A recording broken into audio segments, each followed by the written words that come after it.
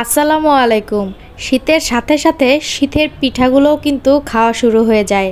প্রায় দিন বিকালবেলায় শীতের পিঠার আয়োজন করা হয় প্রায় বাঙালির প্রতিটা ঘরে ঘরেই কম বেশি। আর আজকে আমরাও পিঠা খাবো। তো আমি এসেছিলাম মিরপুরে আমার আম্মুর বাসায়।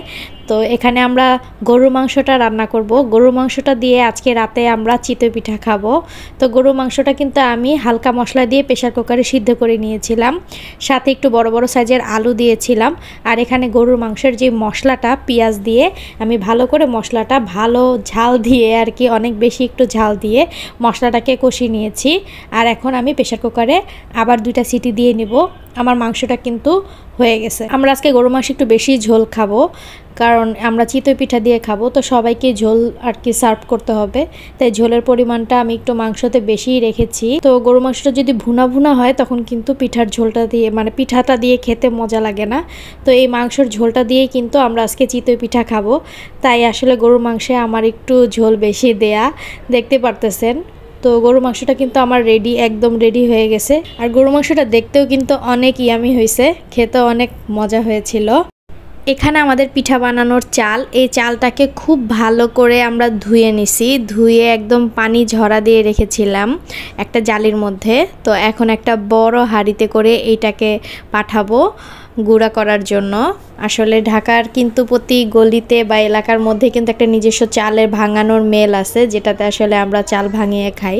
আগেকার দিনে কিন্তু আমাদের নানি দাদিরা দেখা গেছে পাটায় বেটে আমাদেরকে পিঠা খাওয়াতো, এখন আর সে কষ্ট করতে হয় না। দেখেন চালগুলো কিন্তু একদম গুঁড়া হয়ে রেডি হয়ে চলে আসছে 10 মিনিটের মধ্যেই।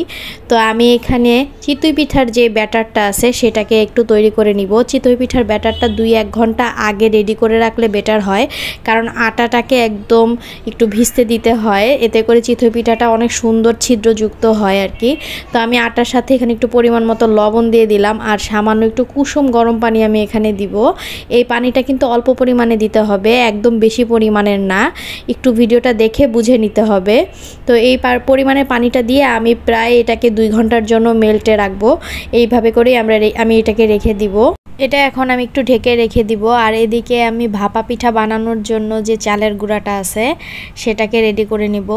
ভাপা পিঠার চালের গুঁড়াটা কিন্তু একটু কেয়ারফুলি মেক করতে হয়। এখানে একটু পানির পরিমাণটা বুঝে দিতে হয়, আর একদম সামান্য পরিমাণের পানি দিয়ে দিয়ে এটাকে মিক্সড করতে হয়, আর হাতের সাহায্যে আলতো আলতো করে এটাকে গুঁড়া গুঁড়া করতে হয়। আর এরকম ধরনের যখন গোল্লা হবে, মানে একটু দলা হয়ে যাবে, তখন বুঝতে হবে যে না, এটার টেক্সচারটা ঠিক আছে। অনেকে কিন্তু পানির পরিবর্তে এই জায়গায় লিকুইডটা ইউজ করতে পারে। আর এটা দেখেন একটা ভাপা পিঠা কিন্তু হয়ে গেছে। আর বেশ কয়েকটা ভাপা পিঠা আগে হয়েছে, সেগুলো সবাই মিলে আসলে খেয়ে ফেলছে, আমি ভিডিও করার সময় পাই নাই। আর এটা একটা ভাপা পিঠা, তো এটা কিন্তু খুবই সুন্দর হয়েছে। আর ভিতরের টেক্সচারটা দেখেন, আমি একটু ভেঙে দেখাচ্ছি। আর নারকেল আর গুড়ের সংমিশ্রণ। ভাপা পিঠা কিন্তু একদম গরম, একটু ধোঁয়া বের হচ্ছে আসলে। এটা খেতেও যেমন ইয়ামি, দেখতেও অনেক সুন্দর হয়েছে, আর খেতেও সবাই মজা করে খাচ্ছিল। আর এটা ছিল আমার চিতই পিঠার লুক।